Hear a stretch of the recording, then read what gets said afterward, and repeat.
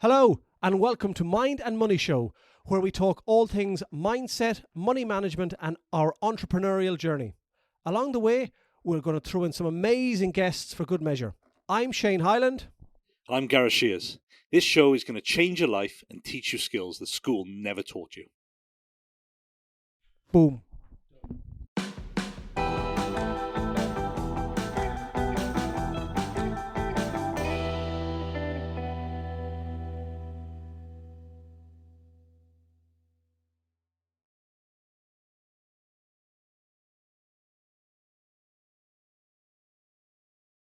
Welcome, Vicky. How are you? Good, thank you. Thanks for having me. You're very welcome. You're very welcome. This is a new setup on the New sofa. setup. A We relaxed haven't atmosphere. done a guest for a while, have we? No. It's the post-COVID vibe, isn't it? Post-COVID vibe. Can we still use that word? No. Can we use it? Can we still use that word? I always kind of say it's the C word, but then people kind of wonder what I'm on about when I say the C word. I say enough C words anyway. So. Yeah, I know. But there's not many women who do that. Oh, sorry, Mum. Your mum will probably listen to this, actually. Oh, probably. Oh, Yeah, bless you. She'll love that. Yeah. How's your mum? She's good, thank you. Yeah, not bad. How are you? Work, business? Good. It's been full on. You just said you had a few weeks holidays. I did. Well, it's that balance, Shane, isn't it? Now that we can travel again, not allowed to say the C word, but Nope. post we can travel again. Yeah. You know, making up for that. But yeah, it's been very full on. And I feel my industry didn't really stop during the C word. So I think some people stopped using things you do in your industry. do you know what? It surprised me because some people did and some people didn't. Yeah. It was telling because the businesses that you thought were going to adapt, thrive, and really sort of put themselves out there and use this as a situation to go, okay, how can we change and how can we really capitalize on this, if for want of a better way of putting it. And the ones I thought that would be really innovative pretty much shut down. And it was surprising. There were certain industries and certain client bases that really saw an opportunity and went for it. So I took on quite a few different projects in different industries that I hadn't worked in before during COVID. That's C word, interesting. sorry. You said COVID, yeah. So, But I'm sure, I don't know whether that affects your viewage now when you use the C word. There's going to be a little pot there. There's 50p going 50p. into there every time it's used. Yeah, if it was a fiver, we'd be more Do aware people of procrastinate then, as in those that felt, you said, comfortable, thought, this is what I've done, this is what I've always done. We've been successful. Why change? This will be gone in a few weeks or a few months. Whereas other people, as you said, found it, wow, the world could change like that. Here's an opportunity for us to expand, blow up, do something different. exactly that, Shane. I think, but the thing that surprised me was the types of businesses that acted like that. You'd expect the bigger businesses to have perhaps, I guess that, maybe it's harder for them to adapt and change when there's more people impacted by that, and it's harder to make a decision, for example. But it was the smaller businesses that were quite agile and quite forward thinking in their ways and how I think it forced everybody to stop and pause. And it's what people did with that time then really defined how they were going to come out of that situation. So, for me personally, I was expecting that I'd have a long time to maybe go, okay, what does the business look like? What do I want it to look like? And sort of maybe plow a bit more energy into, what it's like, guys. You're working so much with your clients that, sometimes it's hard to work on your business and do the bits for yourselves, isn't it? I didn't have that luxury. That was my intention. And by week 2, I was full on again. So I guess that's the thing. It's probably just for people listening, I guess, just have a kind of a brief explanation of what actually you do, so we kind of cover that off, so we kind of know so people actually know what we're kind of talking about. We're talking about kind of communication and things like that. So sure, do you want to kind of cover off what type of things you do for your kind of clients? So the person who's never self-promoted has to self-promote now. That's not at all awkward. So I guess. So started off as a journalist, editor, magazine, straight out of journalism school, and then set up my business when I was in my early 20s. got jaded by the magazine, worked my way up really quickly, very type A, and then you go, well, where do you go from there? You know, unless you want to move to a bigger city, or internationally. And I that was not part of my career ambition, really. And to be quite frank, I burnt out quite young and couldn't see myself doing it. It wasn't a forever job. Have tons of respect for anybody who does make that their career, because it is not easy. Not that this is easy, but you do have a lot more autonomy when you're working for yourself. And so set up the business, and I've been doing that ever since. It started off as copywriting, communications, culture, and it's just evolved. And do you know what? No 2 days are the same. And I think it's never taking it for granted that you know your industry. As soon as you think you know something, it changes. So you're constantly learning. And you have to be, to make yourself stand out from the rest. And I think perhaps that's why I've never had to self-promote. And it's the word of mouth thing, isn't it, with a lot of kind of things like that. Well, I guess, what's some of the challenges you kind of find at the moment? There's constant challenges, but I think this has really accelerated in the last few years. That the landscape has changed dramatically. And once you've gone through a period of significant change, there's no real going back. People talk about the new normal. That seemed like such a cliche. I don't even know how to take that. It's just change, isn't it? And we evolve. And it's. I think everyone kind of like that new normal thing. I think everyone thought the world was going to be a total change and shift, but in reality, it's kind of gone back to how it was, in a way. But lots of things, contradiction, have changed. It has, but I think it's our behaviour, isn't it? So if I look, when part of my role is communication and strategy, and I work, I'll add go a bit deeper, is I work a lot with tech, innovation, sports, a lot of big brands, and then I'll consult and do workshops with national and international brands. So it's not, small audiences that you're dealing with here, and you're seeing these behaviour changes. So, when you're looking at a brand that's got, say, for example, 10 million impressions a month, that's a lot of people to influence or to engage. So understanding those audiences, and what we're seeing is attention spans, dare I say it, they're getting shorter and shorter. Short form content is really thriving right now. Yeah, we said that for a long time. I think we got it down to about 7 seconds, didn't we? I think you. That's just us too, though. Yeah, that's probably ours, but our attention span. But I think you have got to. I think if you don't grip people in the first potential, maybe probably less than 7 seconds now, you probably lost them. Absolutely. I see a lot of promotional videos out there which have this huge intro first before he comes into what the kind of and they're posting this stuff on social and so on and so forth. But people don't want to see your logo and all that. They kind of want, you need to hit them straight away with, this is the problem I solve. We don't have the luxury of having the really nice sort of people used to wait for that, didn't they? Yeah, absolutely. But nobody wants to hang around now. No. Tell me what's my problem? How are you going to solve it? And I say this to clients all the time, and this might sound really brutal, but nobody really cares about you. And every client I see will think that they have, and I'm not spoiling anything here, I'm not going to offend anyone because I've said it to everyone's face. Nobody cares about your product or your service or your brand.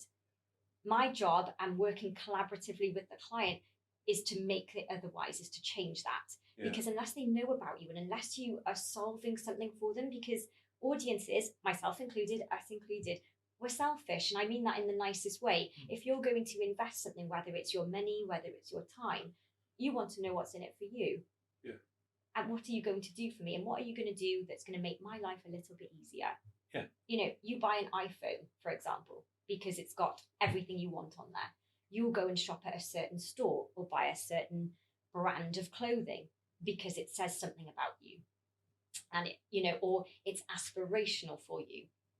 But unless it was marketed to you, you wouldn't know that you wanted it. Like Apple never tried to sell an iPhone, did they? They tried to sell technological innovation, really, didn't they? And everything you wanted in the palm of your hand. Really. Absolutely, and that taps into something that, and I tell my clients this, is it's called a psychographic. And Seth Godin, I don't know if you guys have read his book, so he's really he's coined the term. I don't know if it was actually him I mean, I'm giving him a lot of credit for this, but he talks about psychographics. And whenever we look at audiences, we look a lot at demographics. What do they look like in terms of age, geographic location, for example? And your psychographic goes a little bit deeper. It's what's somebody's aspirations? What are they looking for? You know, it could be status. It could be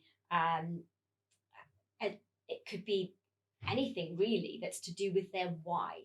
Yeah. Why would I buy something? Because people like me want to be seen doing things like this, buying things like this, going places like this. It's the reason we all make decisions. And I think in an age now where everything is so data driven, are we forgetting perhaps the human element of things?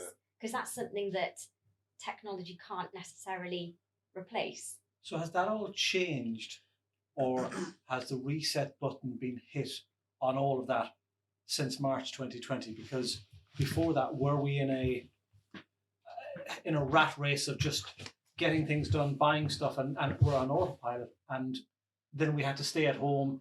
We knew what we liked, as in family, friends. We couldn't see them. Has that reset button since that time that's just occurred changed all of that stuff? Do you know what? Probably not the best person to comment on it because I'm not an expert, but I can say what I've experienced. And that is, so for example, I work with a sports team, and I noticed in COVID, C word again, there we go. It's £1.50 already in there. I'll be broke by the time I leave this room. I have to see a financial advisor. They won't be able to help you. So, you know, it was a really tough, well, I thought it would be a really difficult challenge to keep a fan base engaged while you don't have sport, because it was put off. There was no sport happening. Because they were one of the last to come back as well, weren't they? They were, yes. Weren't they? So we're talking ice hockey now. We are indeed. And wondering what sport we're talking about. But they were quite laid back, weren't they, to team sports.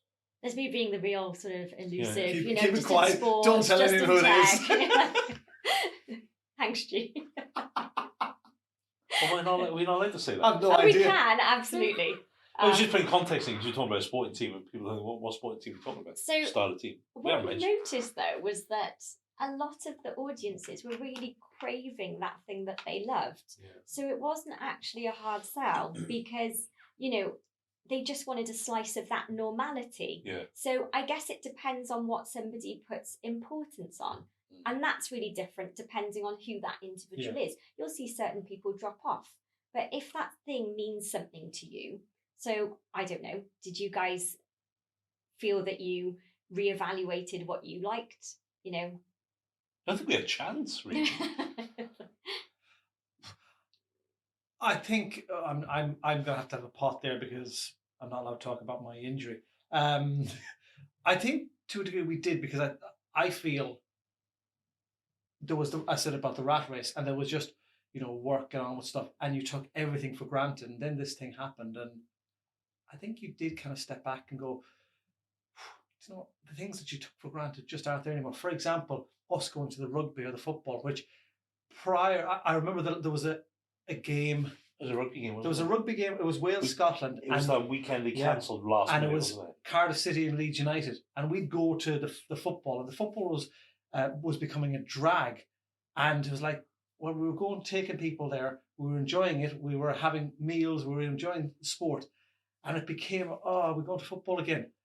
And then when it all stops, you kind of go, wow, all the things that I liked to do, going out, meeting people, doing that, was gone. Well, yeah, it was. Like the rugby, Beaujolais Day as an example, all those little things which we didn't go out a huge amount, but there were certain key times of the year that we went and did things, and they and all those things. But it's been quite hard to get back into those now. I think it's a behaviour thing. It is, isn't it? I just can't be bothered going out again tonight, and I think we need to change that. It is behaviour. I'm home now. I don't want to change and go out, and there's no reason why. I was a bit like that before, though. Why have I made all these commitments? Why did I make these plans? It seemed like a great idea at the time. Yeah. And then the day arrives and you're just waiting for someone to cancel. That sounds awful. But I did miss live music. Right before lockdown, I had a couple of gigs. I should clarify, not me playing music, me attending them. That would be an awful thing. And so that's something I really miss, because going to see live music, I was at a Steel Panther concert just before, and as soon as we were allowed to go again, my husband bring me the Horizon ticket, so I was straight back there. Yeah. And it just felt really good to be back with just listening. It's not the same as having it on your, in an AirPod. Yeah. It's. Oh, seeing it on TV, Jeremy. It's not the same, It's not. is it? We just got to see Pearl Jam in Hyde Park as well. That was a really, great event. Yeah. And you think, gosh, it's been so long since you could do things like that. Well, You appreciate them a bit more. Yeah, it has been. I think I know we've been guilty of it. You kind of feel like, I can't be bothered to kind of go, and like things used to kind of go to, like you get invited, you're like, oh, You make an excuse. Yes, it's terrible, isn't it? Because you become a bit of a hermit in that time, just because it was easier to kind of know when you see. But I think things are starting to change, and people are starting to do kind of more. So I don't work in the event space, but I wonder then, as a communicator, this is where my brain's going, I wonder how difficult it is then to get people back into a room for events now, because of course we're missing things like sport and music, but that's more of a pleasure versus a business type of event. How perhaps that's a conversation. How are they trying to drag people like me and Shane back out to events you used to go to? But they don't seem quiet, do they? You see these events, they all seem to be packed out, and or at least from the pictures they put on LinkedIn. From the pictures they put out, it's exactly that. But do you think people are more adaptable then to listening to you, where in the past would you have had some pushback on certain things that you may want to change or do with people, but now they have to be willing to adapt and listen to which way you think is the new way to go?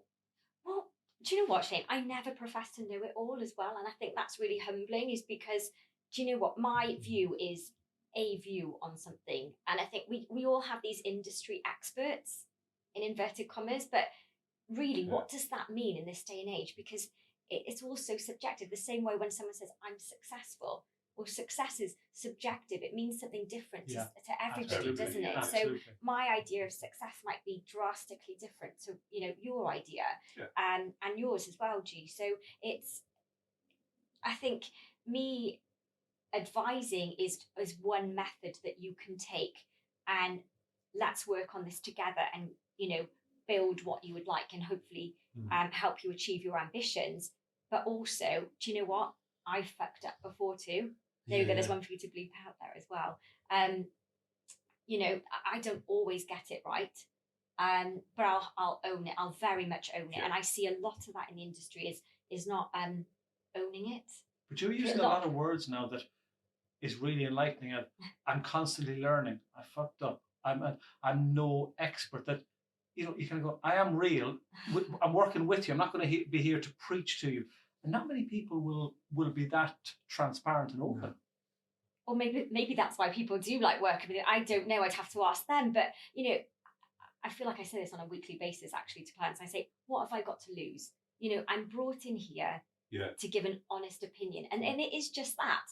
Because what, there is no gospel on it. I think you can play. I think the danger in the industry you're in is people will play lip service, won't they?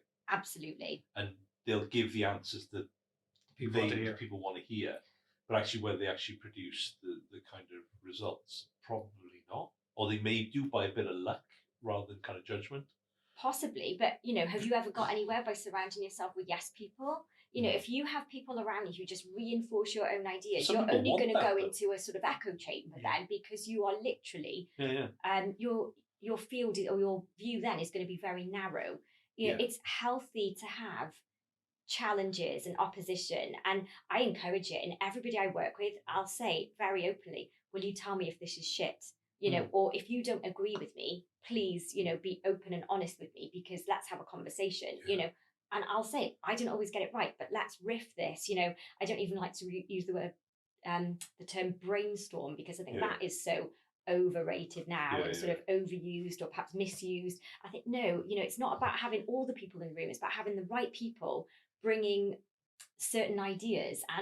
and being open and honest Yeah. enough to have those conversations. That's how you're going to drive results. You know, if a client, for example, is not open with you about how their business is going, whether that's in terms of, you know, what they want to achieve, what they have achieved, you know, you have to have that transparency. So me being open and honest, it's the same thing, isn't it?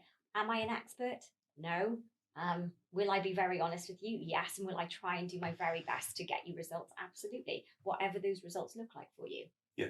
And it's worked so far. So hopefully that's an okay formula. Yeah, well, exactly that. Because you do, like, you know, I've had dealings in past businesses where people kind of profess to do X, Y, and Z, and they never really kind of produce results. And then they'll generally throw it back on the basis, well, you know, maybe it's not right for what you're kind of doing. Well, if you get the message across, other people are buying it, so why shouldn't more people buy what you're selling and so on and so forth? But I think a lot comes back to what you kind of said as well, is that I think people are, I guess, selling their product the wrong way, aren't they, as well? They're too attached to it.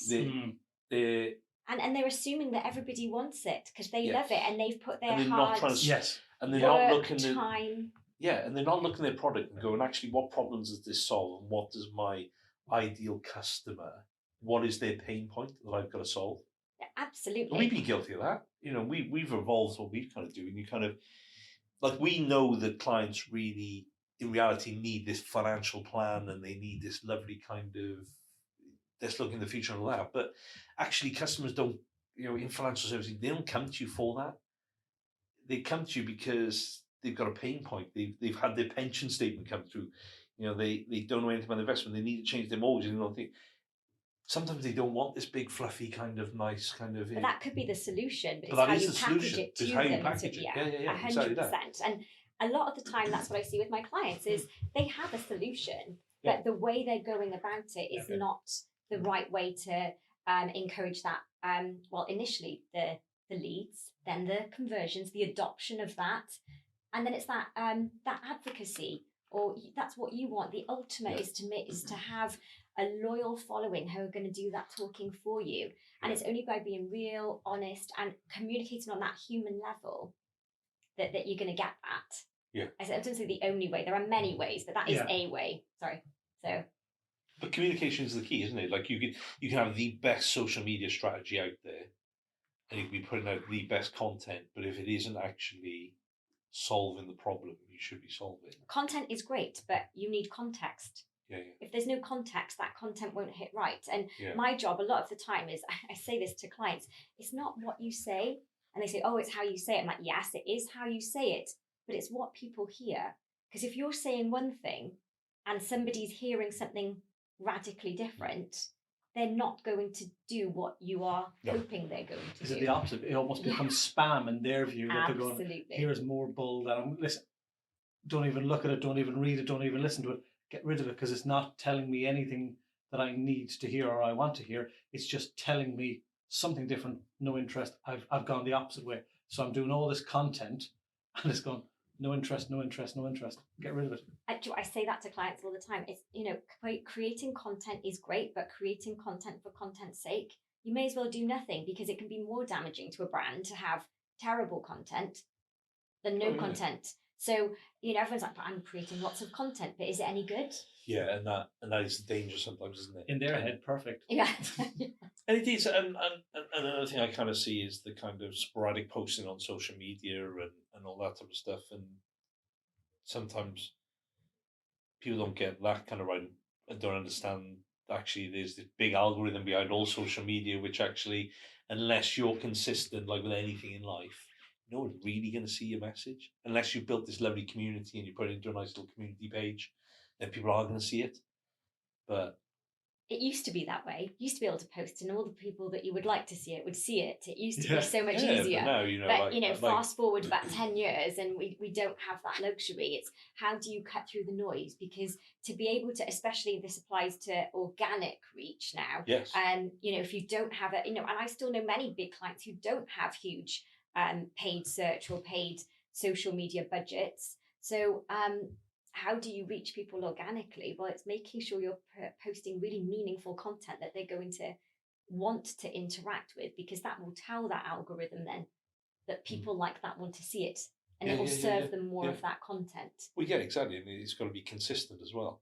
Absolutely. Yeah, like, yeah, it has changed, it has evolved because these social media platforms want you to pay for advertising as well. But are you using the analogy of exercise or dieting or eating healthy, that if you don't do it on a regular basis, it's not going to work? You have to be consistent. You have to do things regularly. Go to the gym and sitting there for 3 hours and doing 20 minutes of work isn't the correct way of doing it. It's the same as putting loads of stuff out that if nobody wants to listen to it, it's waste time. And going to the gym once a week is not going to do something. Or eating healthy Monday to Thursday, but then just absolutely pigging out Friday to Sunday is right. You have to do the correct things, and do it on a constant basis. That's a really good analogy. Yeah, it is really similar. I think it's, you need to put the work in. Yeah. And I do say put the work in because, you know, I should clarify when I said earlier that it was really difficult to be in journalism and magazine journalism.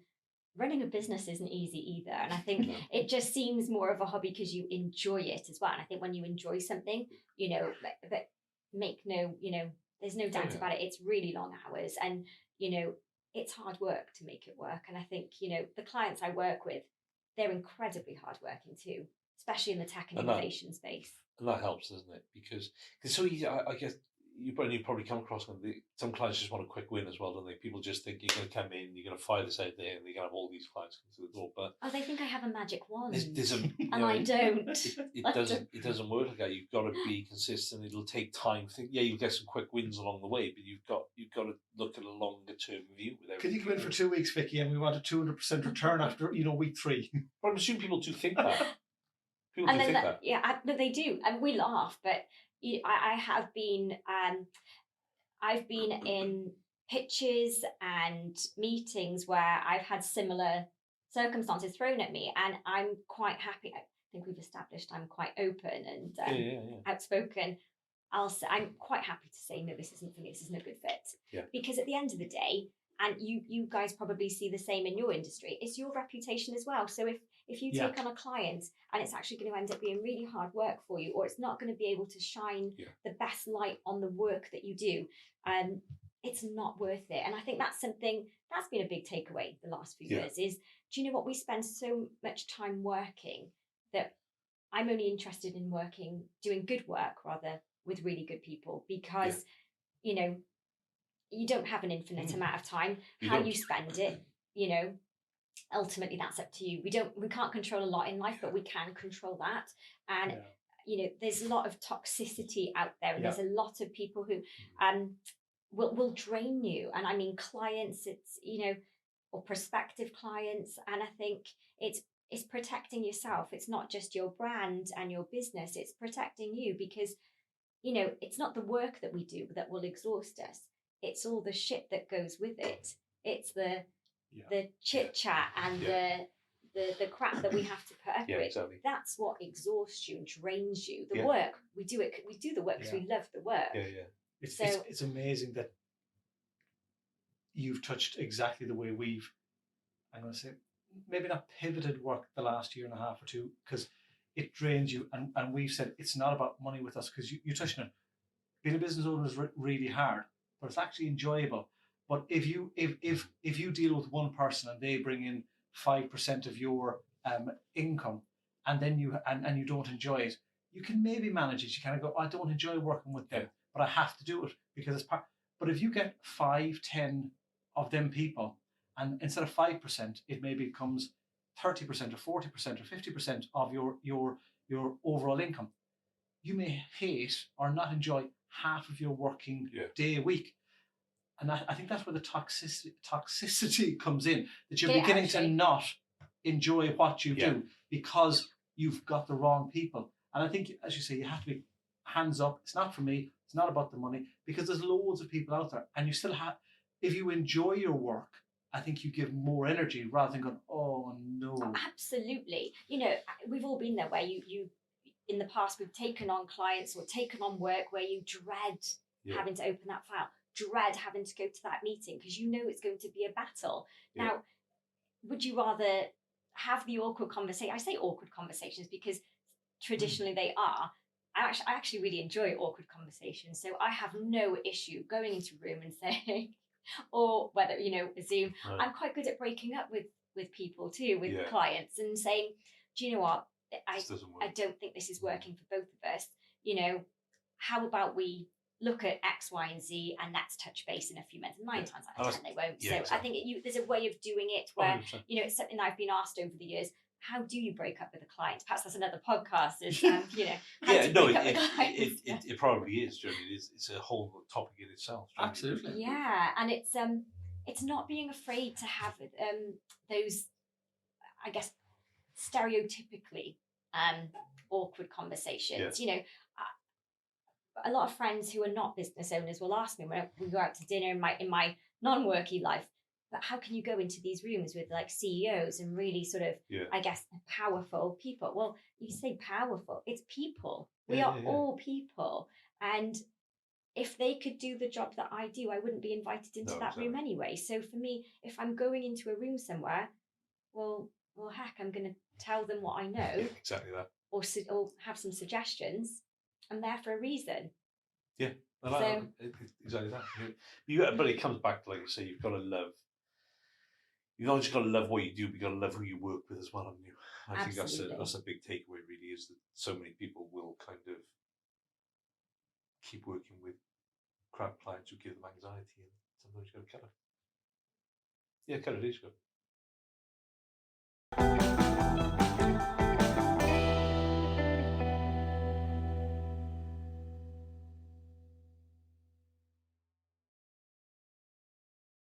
Thanks for listening, and if you enjoyed this episode, then please subscribe and remember to follow us on social media for more content like this.